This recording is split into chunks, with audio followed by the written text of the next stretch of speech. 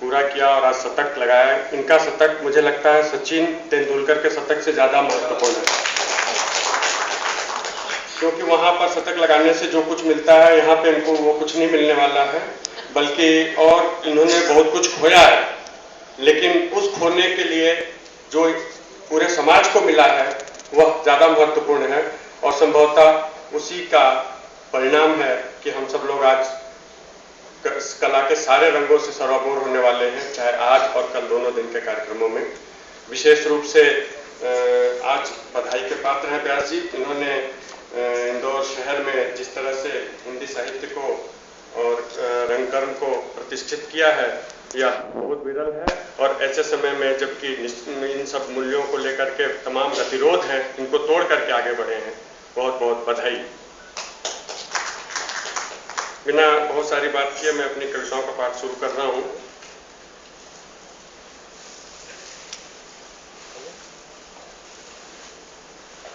श्री गणेश की कविता से स्वागत। शीर्षक है आओ वक्रतुंड। आओ वक्रतुंड महाकाय विराजो हमारे आंगन, तुम्हारी सिद्धि रिद्धि को भी साथ लाना न भूलना कि हम दलित दमित असहाय बैठे हैं आपके चरणों में अपनी फरियाद लेकर। आओ और मिटा दो वैमनस्य, आओ और मिटा दो अपराध, आओ और मिटा दो शोषण, आओ और मोदक का भेद स्वीकार करो, मीठा कर दो हमारा जीवन।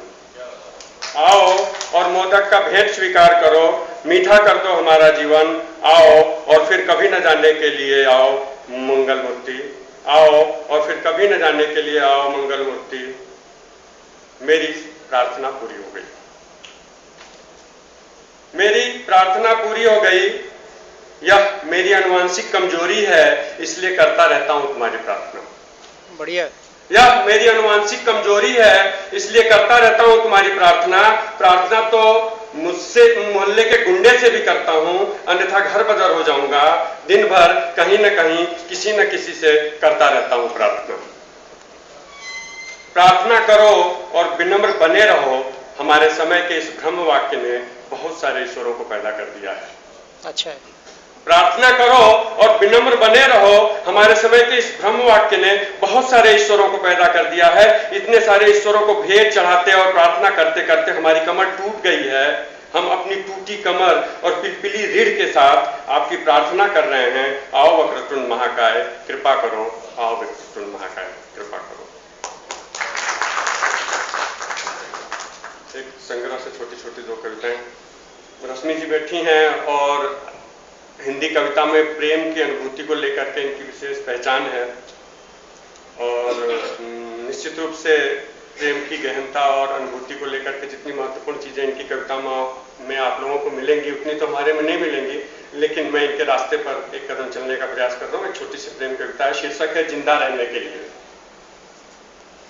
किसी मजदूर के घर शाम को बनती हुई मोटी मोटी रोटियों के प्रति उसके दिन भर के भूखे बच्चे की चाह की तरह मैं चाहता हूं तुम्हें। किसी मजदूर के घर शाम को बनती हुई मोटी मोटी रोटियों के प्रति उसके दिन भर के भूखे बच्चे की चाह की तरह मैं चाहता हूं तुम्हें।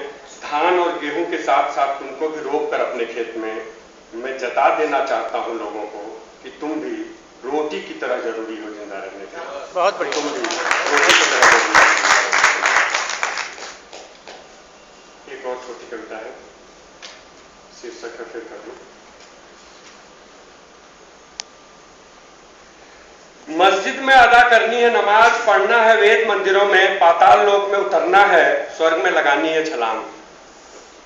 मस्जिद में अदा करनी है नमाज, पढ़ना है वेद मंदिरों में, पाताल लोक में उतरना है, स्वर्ग में लगानी है छलांग। साफ करनी है मुल्ला जी की दाढ़ी और पंडित जी के जनेऊ के मैल। अच्छा है। साफ करनी है मुल्ला जी की दाढ़ी और पंडित जी के जनेऊ का मैल। आखिरी बच्चे का पेट दूध से भरना है, फसलों पर करना है छिड़काव कीटनाशक का। इस जर्जराई हुई व्यवस्था के खिलाफ अब लिखनी है तमाम कविताएं। फिर कभी बैठेंगे फुर्सत में पलाश के नीचे, तुम अंगूठे से कुरेदना धरती और मैं तोड़ूंगा नर्म घास की फुलियां, मैं तोड़ूंगा नर्म घास की फुलियां।